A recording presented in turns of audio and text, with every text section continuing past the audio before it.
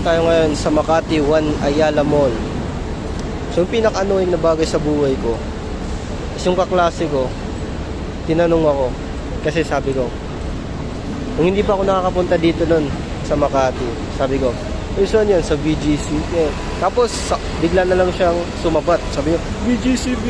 Ano ang BGC, Dave? At yung pinaka nakakaanoy pa dun is yung ngipin niya ay bulok. Ayun yung pinaka nakakanoy dun. So pinuntahan ko tong lugar na to kung ano nga ba meron dito. Building lang naman to matataas na building. Ano naman ngayon kung matataas na building. BGC. Ano naman ngayon, building lang naman to Kayo ba to? Fucking annoying. Pero yung naka-annoy talaga sa akin damos is yung ngipin niyang bulok. BGC.